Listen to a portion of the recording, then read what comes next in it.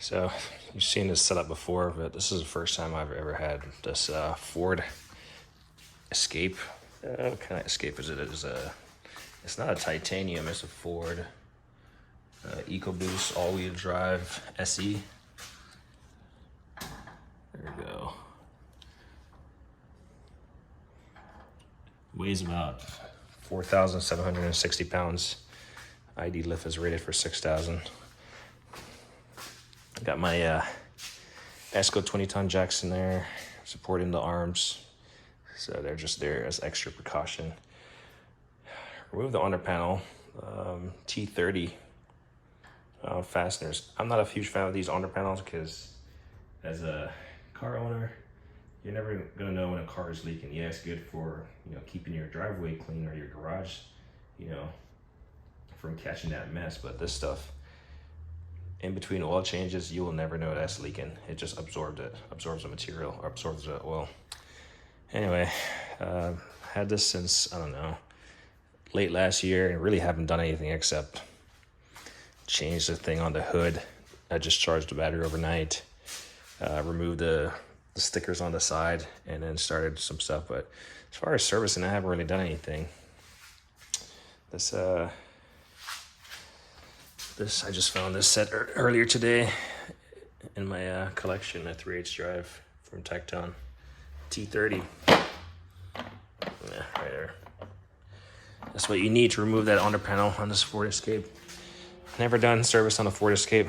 I don't even have a Haynes manual. I'm gonna try to get a Haynes manual, a service manual or something. With those creepers, definitely need some eye protection because you just never know what kind of junk is going to be holding up. I was going to go with a Milwaukee, but I like it to go with a Snap-on. Really didn't need it because these, I just put them on there and I did it by hand, remove them. And well, it was a little bit time consuming, I guess. So I just spun them off. But I do like this trigger mechanism. Fast. And seen this creeper in one of those videos, Toolbox Tour 21.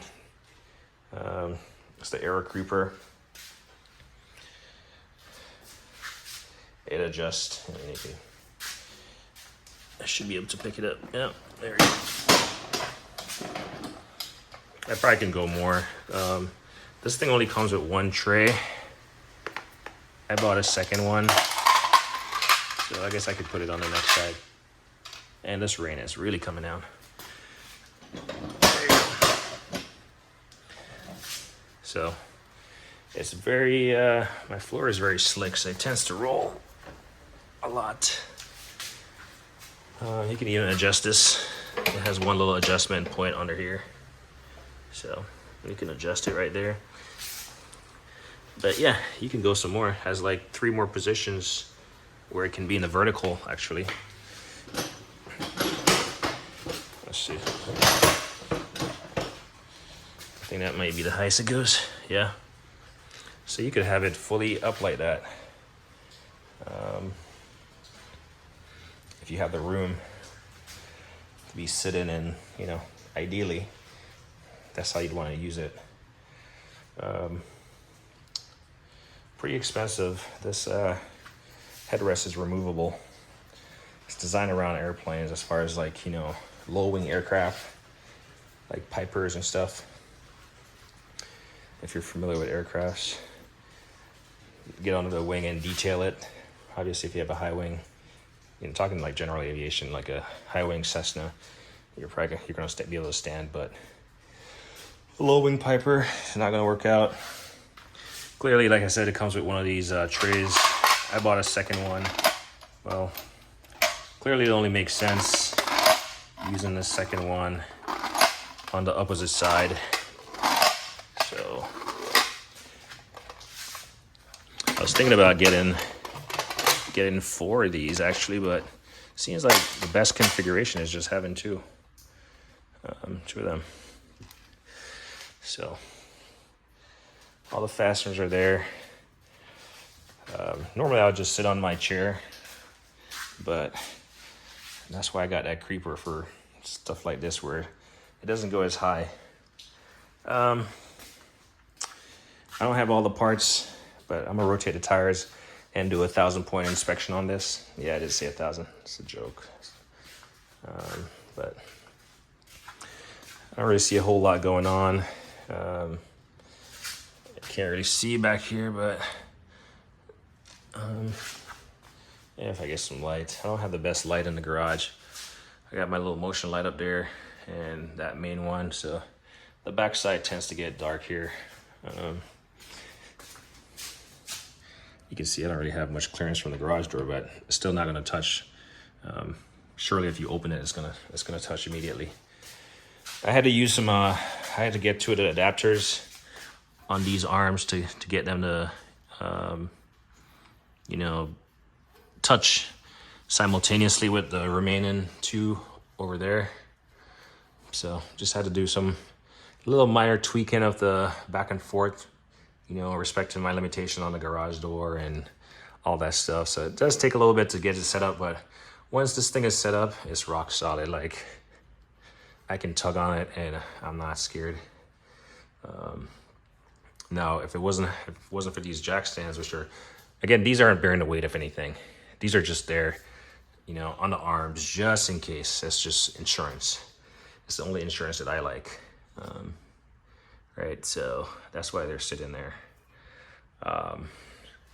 Almost got lucky. Let's get a light, actually. So I did see this developing, and luckily I needed the arm, so definitely got to be watch out for this. You see where that exhaust is compared to this? It has about maybe 2 inches or 1 inch of separation. So if it wasn't for these adapters, I would literally bend that exhaust up, you know, and potentially break it off. So you just got to watch your clearances and all that stuff when you're doing stuff differently. And then if stuff happens, then, you know, hopefully it's not too bad and you live and you learn. If you don't break anything, well, let's say, if you don't break anyone, you know, that's the best outcome. Kind of wondering why this is all dark. I mean, it's the exhaust, but hey, I'm not sure why it's all black on the outside like that. So yeah, I'm gonna do my 1,000-point inspection on this. The only thing I have is oil on hand. But I want to do a full service on it. But in order to do a full service, I got to check everything and make sure, just so I'm not being a parts changer. I got to check what I can. Yeah, maybe I'll leave my funnel like this in the future. So you got the little funnel right here. That one sticks up there, but this one, it's nice because it keeps all this dust in here. But it has also that little lip, and you can still stick stuff in there. So I might leave that there. I usually leave it on top of my drain. Still the same situation with that plug. Lifted it like maybe 4 inches and then stopped to go check the contact points. And then it was, again, it tripped the breaker. So I had to use the one in the half bath, which is right there. So that's why this cord is all undone and not zip tied like it was. Yeah, so that's that. We're in the process of draining the oil. I'll show you something. So I'm not using the air creeper because my garage has a slight slope, and this thing just has some really slick wheels. And so she wants to run. And even though this thing is secure, I don't feel like sliding out of control and hitting into stuff, or like holding onto the car and like having to support myself from sliding away. That's not cool. So I am gonna sit on my hind. I got my Milwaukee underhood lights. I got 2 of them. They're just on the subframe there, and they articulate using 4.0 XO batteries. That's what we're rocking with. I don't know what the heck I'm doing, if I was to be honest. Get some light here. I was doing my own little figuring out stuff, and I figured that has to be the oil drain. And imagine the transmission drain is gonna be, I don't know where the transmission drain plug is. The only thing I see up here is that as far as residue. Maybe on the back side up here. There's some slight wetness. We'll clean it up. But nothing crazy. I mean, but then the reason why I'm gonna drain this oil just because it's on the jack stand already and it's warm, is because the filter is literally right there. You can see it. This seems to move out of the way, but for the life of me, why is the filter right there? And I see some wet spot up there actually. Right there. There's like a wet spot. So I'm not sure what's going on. And again, that's why that thing, having this under panel thing sucks. But for the life of me, I don't think I could be a mechanic because that filter is literally right there. So all this stuff is gonna get covered with oil, which is good for lubrication, I guess, or rust prevention, but I'm gonna have to clean it up, right?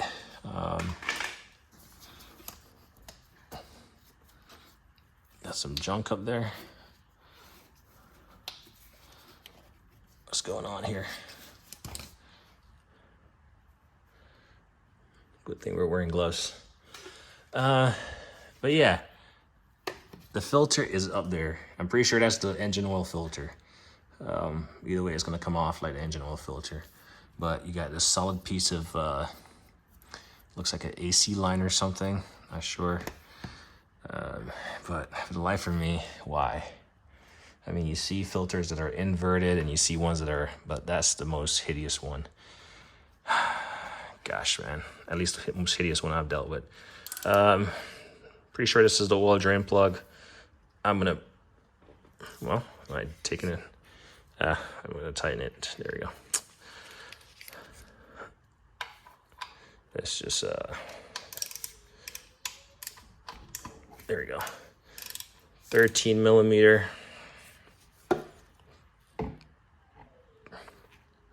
Tecton. Let's just get this kind of set up here. Put the tripod down. Just a second. Right now I'm just blabbering because slightly annoyed by this whole setup already. Let me try to get my oil drain here set up so it doesn't create a mess. All right, we are set up. I'm glad I emptied this thing yesterday because it would have been overflowing with this thing I'm about to do.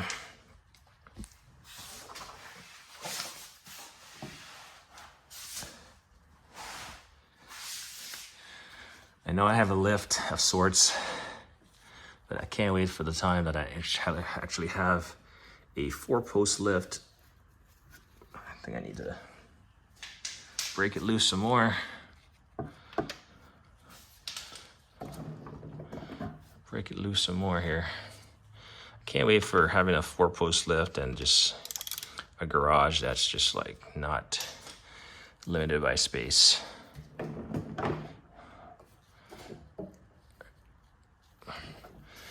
And let's see if I can, how clean I can get this.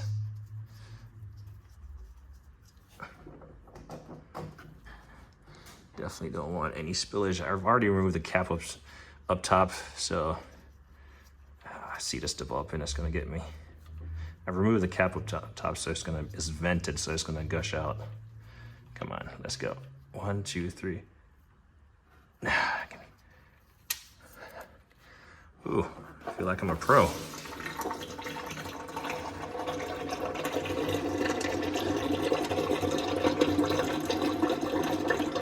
That's some dirty oil.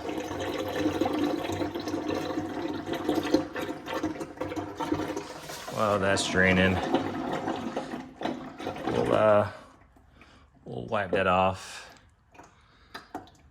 and slide it back some more to the center. There we go.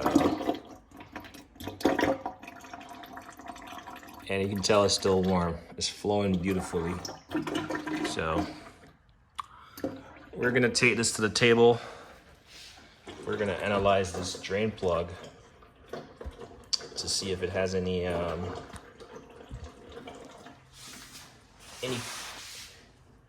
contaminants on it.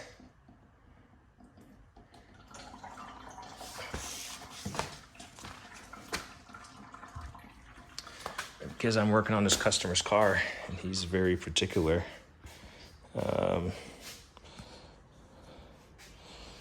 He's very particular. I'm gonna go above and beyond flat rate. Sorry, I'm holding this tripod all kind of awkward. Kind of holding it to my chest. Just because I'm trying not to get oil everywhere.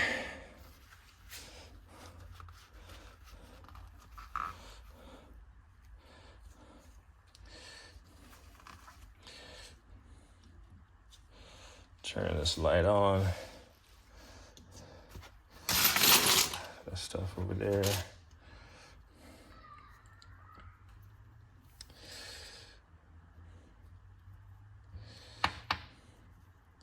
Trying to see. Yeah, doesn't really have any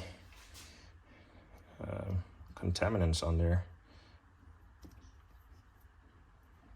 Feels mushy.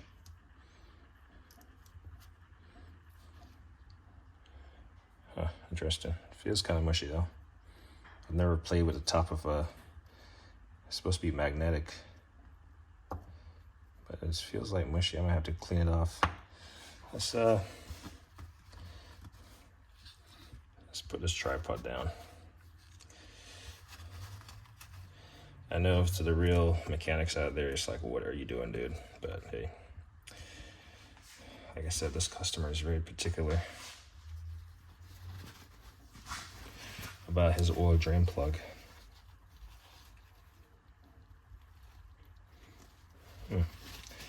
Anyway, I don't see any metal shavings or anything on there. Doesn't look like this thing was beat up with an impact. Like it's not round in or anything.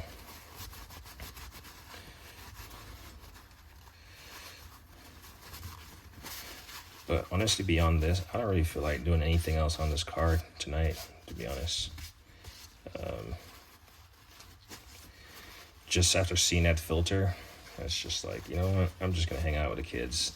Honestly, this customer can wait.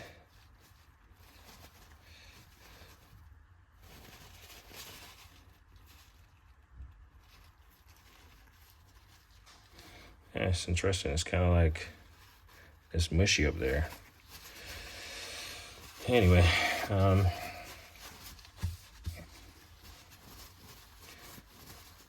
we'll definitely throw this back in there after it's draining. I'm gonna leave it for a bit so it can just drain as much as it wants to for its heart's content.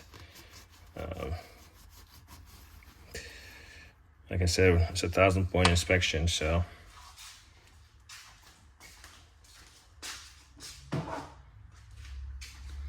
we got 999 more steps to go.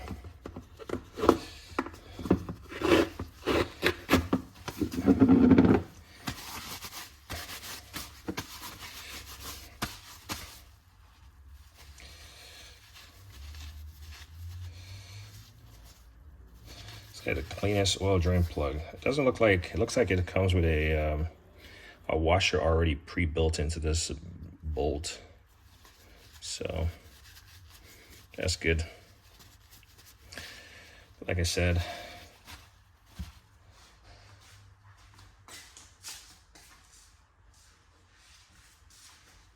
I'll make a phone call to the customer and be like, hey, about that car that you were supposed to get back at 6 p.m. today. Maybe in 2 weeks for an oil change.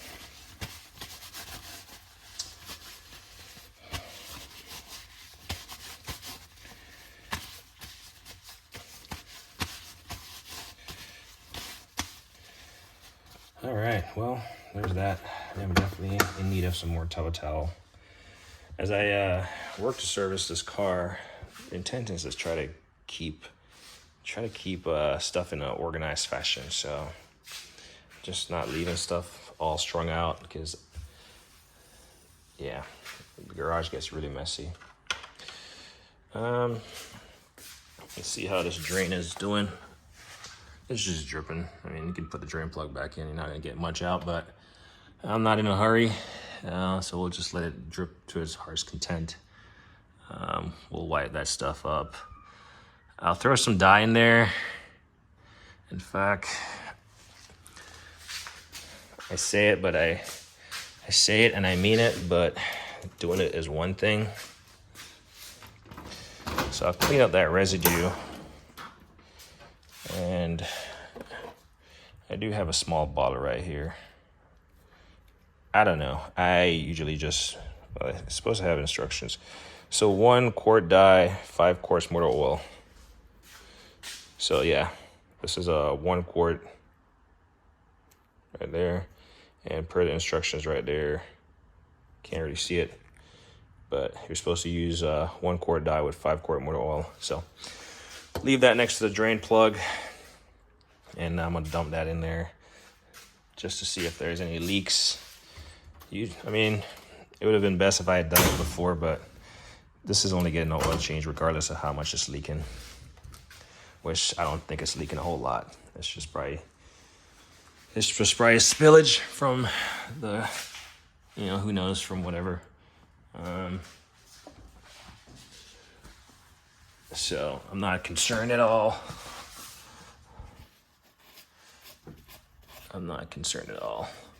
I'm probably gonna have more spillage from the filter coming out, which I probably should. Yeah, like I said, I don't feel like addressing that right now. I'm gonna chill. Is there anything else I miss? Yeah, so watch out for the exhaust, especially if you're using one of these Ideal post lifts, because it could cost you if you bend that exhaust and the cat and everything else on it. More work just for an oil change, but it's pretty nice. I mean, I'm sitting on the floor on my on this little pad right here, but it's nice. It's and then these magnetic under body lights, under hood lights, under panel lights, under car lights. I don't know. They're pretty good. But always, my MVPs always use jack stands of some sorts. As me always say, like on the editing.